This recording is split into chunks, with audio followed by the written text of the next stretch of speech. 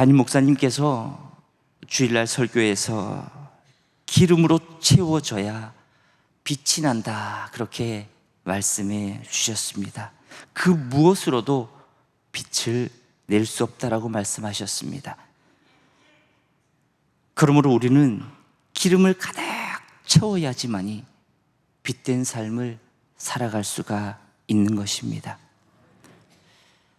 그럼 기름의 삶이 무엇이고 어떻게 빛된 삶을 살아갈 수 있을까? 오늘 이 새벽에 짧게 함께 말씀을 나누기를 원합니다. 먼저는 여러분, 우리의 인생은 무덤으로 평가되지 않는다는 것입니다.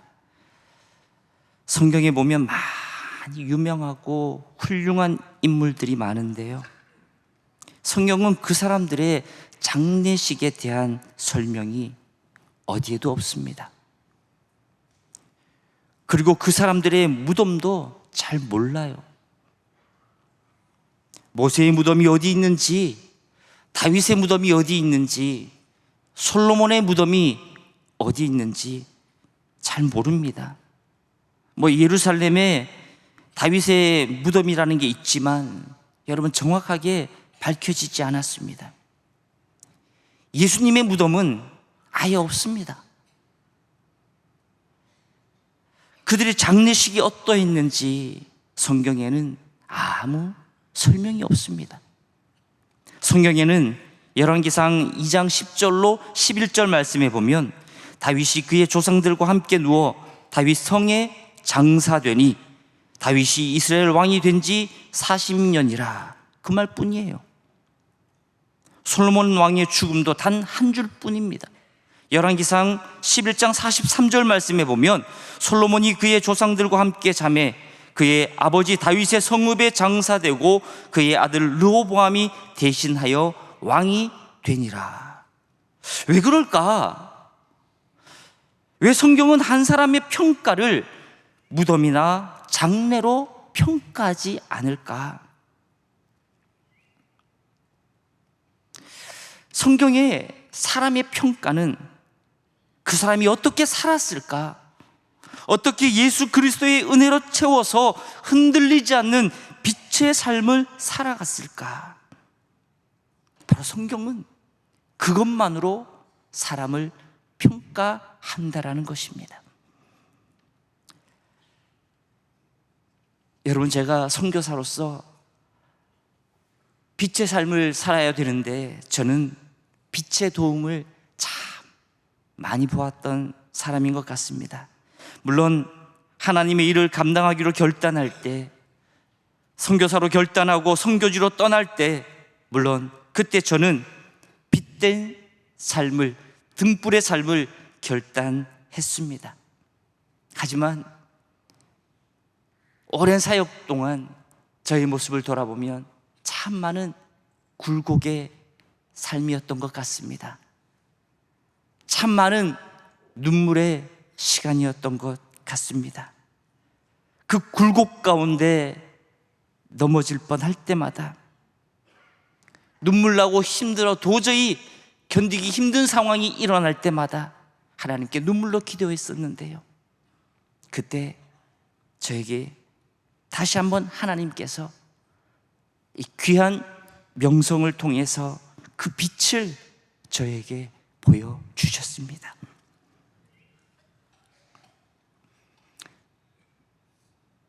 저에게는 그 등불이 명성이었습니다. 별거 아니라고 생각할 수 있지만 저에게는 너무나도 큰 빛이었고 큰 힘이었습니다. 저에게 등불이 되었던 것이 사실은 명성이었습니다. 왜 이럴까? 왜 앞에 나와서 저렇게 흐느끼며 명성이 등불이었고 빛이라고 저 사람이 이야기하고 있을까? 때는 바야흐로 5년 전입니다.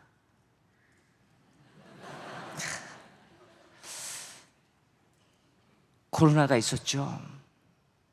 저에게는 한인교회의 개척의 시간이었습니다.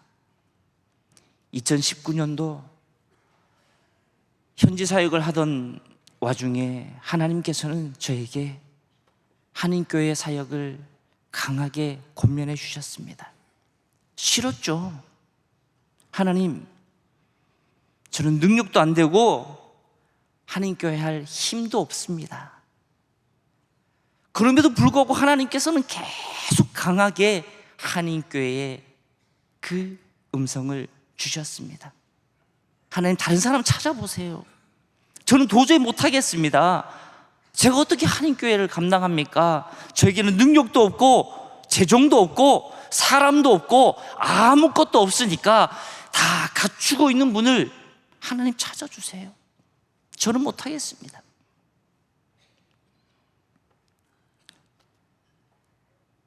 그럼에도 하나님께서는 강하게 말씀해 주십니다. 그렇게 파송도 없었어요. 도와줄 수 있는 교회도 없었습니다.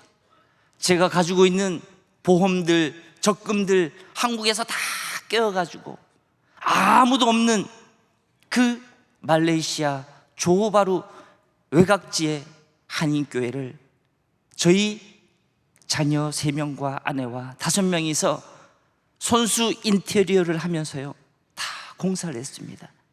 함께 하겠다는 성도 한 분 없이 그렇게 개척을 했었는데요, 이야, 교인들이 오는 거예요. 이상해요. 왜 오실까? 오시더라고요. 10분, 20분, 30분, 100명. 개척한 지 1년도 안 됐는데요 50인승 버스를 돌려야 될 만큼 교인들이 막 몰려오는 거예요. 이야, 하나님, 제가 이런 사람이었습니까? 제가 이렇게, 하나님, 저는 아닌데? 어찌됐건 하나님 감사합니다. 열심히 한번 해보겠습니다. 그런 마음으로 하나님께 기도하면서 열심히 사역하려고, 열심히 한인교회를 감당하려고 이제 출발을 합니다. 그런데 1년도 안 돼 코로나가 불어닥칩니다. 함께 했던 성도들 하나 없이 이 코로나를 맞닥뜨리는데요, 얼마나 무서운지 모릅니다. 그때 함께 했던 성도들은요 다 한국으로 떠나갑니다. 다시 오겠다는 아무 기약 없이 다 떠나가 버립니다. 텅텅 빈 교회 성전. 몇 분 남아서 그나마 거리도 통제되고 교회도 문을 닫아야 될 그런 상황. 1달, 2달, 아무것도 할 수 없이, 그럼에도 예배는 끝까지 지켜가야겠다는 그 마음에 핸드폰으로 영상을 찍어서 함께 있던 우리 성도들에게 카톡으로 주일 11시가 되면 함께 제가 올린 영상으로 예배를 드렸습니다. 이 시간이 5개월, 6개월이 되면 이제 렌티비도 감당할 수 없고, 제가 처음 출발할 때 우리 아내에게 약속한 게 있습니다. 여보, 1년만 버티자. 내가 가지고 있는 재정을 확인해 보니까 교인들이 아무도 없어도 1년은 교회 렌트비를 감당할 수 있겠다. 1년만 우리가 한번 버텨보자 했는데 1년은 지났어요. 지났는데 이제 이 교회 렌트비를 감당할 재정이 점점 고갈되고 있습니다. 어찌해야 되나? 하나님, 어떻게 해야 됩니까? 그때 집에서 봉쇄령이 떨어져서 가만히 앉아 있는데 카톡이 탁 오는 거예요.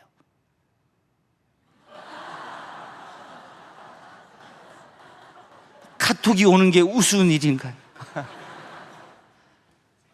선교사님, 명성교회입니다. 응? 뜬금없이? 왜?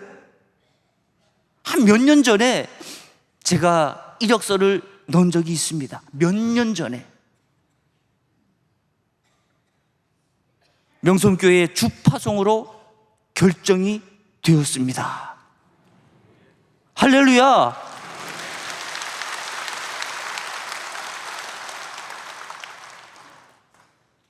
눈물이 나는데요, 살이 떨리는데요, 감당이 안 되는 거예요. 하나님 어떻게 이렇게 역사하실 수 있을까? 하나님 어떻게 내 기도를 이렇게 정확하게 들어주셨을까? 그렇게 주파송이 되고 그 힘든 시간 견디고 참고 다시 하늘문이 열리고 한국 분들이 들어오면서 이제 교회는 다시 회복된 모습으로 한 분, 두 분 새로운 교인들이 자리를 채우게 되고 그분들의 섬김을 통해서 한 번의 확장공사, 두 번의 확장공사, 이제 세 번의 확장공사를 준비하고 있습니다. 말레이시아에서 제일 늦게 한인교회를 출발했는 사람인데요, 아마도 거의 제일은 아니지만요, 많은 성도들과 함께 건강한 교회로 잘 성장하고 있습니다. 여러분, 그렇듯 인생을 살다 보면은 참 많은 일들이 일어납니다. 그 가운데는 좋은 일도 있고 때로는 굳은 일도 있을 것입니다. 그렇듯 인생에 굴곡이 없는 사람이 여러분 누가 있겠습니까? 그 굴곡의 반복을 또 누가 막을 수가 있겠습니까? 하지만 하나님을 믿는 우리들에게는 이러한 굴곡의 날들이 올 수는 있겠지만 절대로 굴곡의식에 사로잡혀 살아서는 안 되는 것입니다. 오늘 본문 말씀은 앞으로 벌어지게 될 그 바벨론 포로의 삶을 앞두고 있는 이스라엘 백성들에게 하나님께서 주시는 메시지입니다. 바벨론 포로 시대는요, 이스라엘 민족들에게는 최악의 밑바닥 상황임이 분명합니다. 그 당시 그들의 심정이 어떠했을까요? 아마도 하나님을 불평하고 하나님을 원망하고, 하나님 도대체 하나님이 계시기는 하시는 겁니까? 그렇게 그 하나님을 의심도 했을 것입니다. 그런 심정을 가진 이스라엘 백성들에게 이사야 선지자가 선포한 메시지인 것입니다. 하나님은 구원의 하나님이시다. 골짜기는 도두어지고 산은 낮아지게 될 것이다. 그분은 반드시 너희들을 구원할 것이니 너희들은 결코 믿음을 잃지 말아야 할 것이다. 결코 빛의 삶을 살아야 할 것이다. 여러분, 이것이 이사야 선지자의 예언의 핵심인 것입니다. 즉, 하나님은 이스라엘 백성들이 바벨론의 비참한 포로 신세가 될 것이니, 포로 신세가 되었어도 인생의 밑바닥을 긴다 할지라도 절대로 너희들 희망을 잃어서는 안 될 것이다. 포로가 되어서 노예로 바벨론에 가게 될 것인데 그때에 너희들 노예의식을 가지고 살지 말아야 함을 선포하고 있는 것입니다. 믿음의 사람은 반드시 하나님의 구원을 맛보게 될 것이며 세상의 빛으로 살아가게 될 것이다. 하나님의 영광을 보게 될 것이다.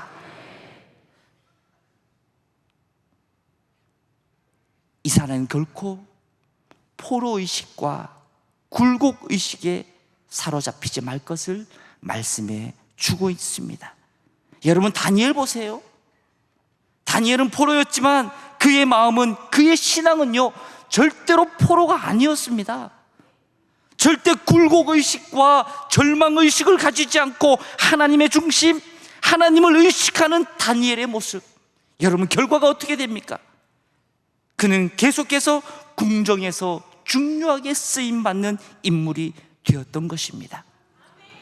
여러분, 그러므로 참신앙은 인생의 여러 가지 어려움 속에서도 내 안에 주신 그 빛을 잃지 않는 삶인 것입니다. 결코 기름을 앵꼬시켜서는 안 된다는 거예요. 여러분, 차에 기름이 앵꼬되면 어떻게 됩니까? 바닥이 나면 어떻게 됩니까? 그 차는 동력을 잃게 되는 것입니다. 여러분, 우리도 동일합니다. 우리에게 기름으로 우리가 태워지지 않는다면 우리는 결코 넘어지고 말 것입니다. 그렇다면 과연 그 기름이 무엇일까? 바로 마르지 않는 샘들, 수많은 샘들, 하나님께서 나에게 허락하신 말씀들, 하나님께서 나에게 허락하신 찬송들, 하나님께서 나에게 허락하신 기도들, 하나님께서 나에게 허락하신 봉사들, 나에게 허락하신 사랑들, 그 샘들을 내가 발견하고 찾고 계속해서 퍼올릴 때에 그것이 나에게 기름이 될 것이고, 그 기름을 통해서 우리는 세상에 빛된 삶을 살아가게 될 줄로 믿습니다. 그것이 믿음의 사람이고, 저는 여기 계신 모든 분들이 지금도 그 삶을 갈망하고 그 삶을 살아가고 계실 줄로 믿습니다. 여러분, 바울을 보십시오. 바울은 자신을 이렇게 소개합니다.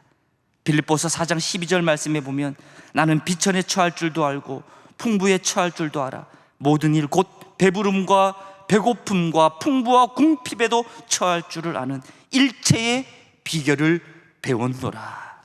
아멘. 이게 무슨 말입니까? 신앙인에게는요, 밑바닥의 나락의 자리나 산 위에 높은 절정의 자리가 있을 수 없다는 거예요. 다 같다는 것입니다. 구분이 없다는 것입니다. 그런 것을 초월해서 사는 것이 믿음이다. 이것이 바울의 고백이거든요. 다른 믿음의 사람은 이런 굴곡의식이 아니라 피해의식이 아니라 이 굴곡을 초월하면서 우리가 살아갈 때에 낮아짐도 높아짐도 초월하고요, 높아져도 감사하고 낮아져도 감사하고 늘 감사 또 감사를 실천하면서 빛 대신 주님을 찬양하며 우리도 빛된 삶의 자리를 굳건히 지킬 때, 그때 길이요 진리요 생명 되신 주님과 동행하는 빛된 주님의 백성들이 다 되실 줄로 믿습니다. 주는 길이요 진리요 생명 되신 하나님 여호와 하나님이라. 나의 삶 모두 주관하시는 하나님 여호와 하나님이라. 주가 지나신 좁은 길 좁은 문을 따라서 내가 걷는 이 길이 고단하여도 주님 인도하심으로 주만 의지함이라. 나의 하나님 나의 하나님 생명 되신 나의 하나님 나의 주님 아바 아버지 생명 되신 나의 주 하나님.